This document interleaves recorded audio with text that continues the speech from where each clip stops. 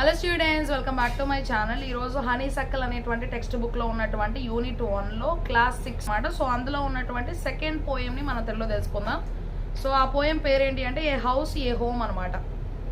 The poem a house a home was written by Lorraine M Halli. Okay, so ఇక్కడ మనం ఏ house a home అనేటువంటి పద్యాన్ని రాసినటువంటిది ఎవరు అంటే లారెన్ ఎం హల్లీ అనేటువంటి వాళ్ళు అనమాట. So it is a short poem, అది చాలా చిన్న పద్యం అనమాట.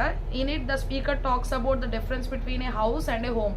ఇక్కడ మనం చూసినట్లయితే కనుక మన మాట్లాడుతూ ఉన్నటువంటి వారిని స్పీకర్ అంటారనమాట. సో ఇక్కడ మాట్లాడుతూ ఉన్నవారు అంటే పద్యంలో విషయాలన్నీ కూడా రీడర్కి తెలియజేస్తూ చెప్పేటువంటి వారిని స్పీకర్ అంటారు. అది ఒకేసారి రాసేవాళ్లే అయి ఉండొచ్చు, లేదు అంటే ఎవరైనా ఒక వ్యక్తిని ఇమాజినేటివ్ క్యారెక్టర్ని తీసుకొని వాళ్ళు చెప్తున్నట్టుగా కూడా మనం క్రియేట్ చేయొచ్చు అనమాట. సో అది speaker talks about difference between a house and a home. Okay, so హౌస్కి అట్లాగే హోమ్కి ఉన్నటువంటి డిఫరెన్సెస్ ఏంటో చెప్తూ ఉన్నారనమాట. A house is a physical structure made of various materials.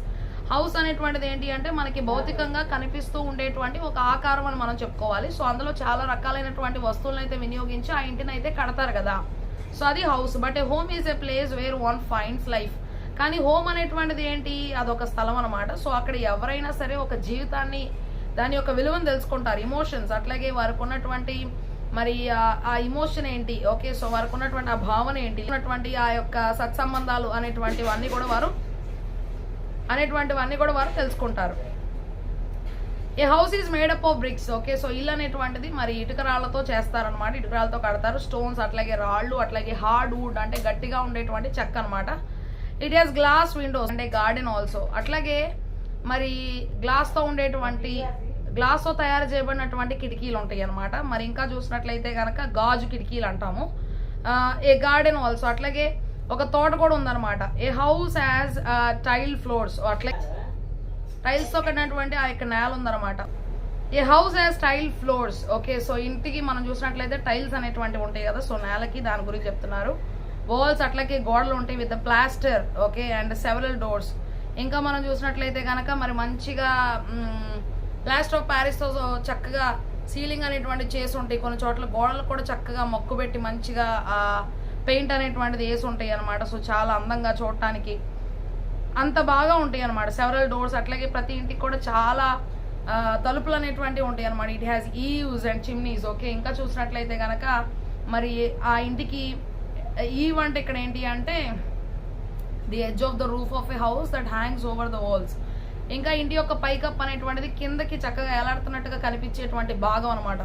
So అది ఉంటుంది. ఇంకా చూసినట్లయితే కనుక చిమ్నీస్ ఉంటాయి. మరి ఇంట్లో నుండి ఏదన్నా పొగ లాంటిది బయటికి వెళ్ళాలి అంటే కనుక గొట్టం లాంటిది పెడతారు పైకి. సో ఆ వంట ఉన్నటువంటి ఆ పొగ అంతా కూడా బయటికి వెళ్ళేటువంటి గొట్టం లాగా ఉంటుంది అనమాట. సో ఆ చిమ్నీస్ ఉంటాయి.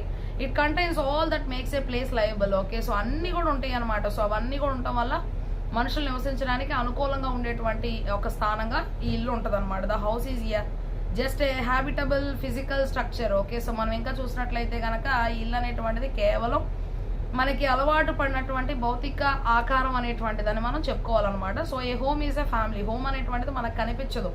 ఓకే, సో కనిపించినటువంటిది మన కుటుంబం అదనమాట. ఓకే, సో తర్వాత a family, a mother, a brother. Physical structure ఏమో హౌస్. హోమ్ అనేటువంటిది మనం ఇమోషనల్గా లేదంటే సైకలాజికల్గా మెంటల్గా మనం చెప్తాం కదా, so this is my home అని. Okay, so educational institution can also be a home అంటారు.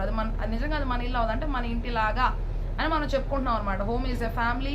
మరి అందులో మనం కుటుంబం అనమాట. హోమ్ అనేటువంటిది ఏ ఫాదర్, అట్లాగే తండ్రి, ఏ మదర్ తల్లి, ఏ బ్రదర్ మరి సహోదరుడు, ఏ సిస్టర్ అట్లాగే సహోదరి ఉంటారు. It is a place where there are bonds. Okay, so ఈ స్థలంలో ఏంటి అంటే మరి సత్సంబంధాలు అనేటువంటివి, ప్రేమలు అవన్నీ కూడా ఉంటాయి. షేరింగ్, అట్లాగే ఇతరులకి ఒకరికొకరు చక్కగా పంచుకోవడం, ఇమోషన్స్, అట్లాగే మన యొక్క భావోద్వేగాలని, ఫీలింగ్స్, అట్లాగే మనకున్నటువంటి ఆ యొక్క అభిప్రాయాలని, లేదు అంటే కేరింగ్, ఇతరుల ఎడల మనం చూపించేటువంటి బాధ్యత, జాగ్రత్తగా వాళ్ళని చూసుకోవడం, సెల్ఫ్లెస్ యాక్ట్స్, అట్లాగే స్వార్థం లేకుండా ఇతరుల కోసం చేసేటువంటి పనులు కూడా మనకు కనిపిస్తూ ఉంటాయి. They share love and care.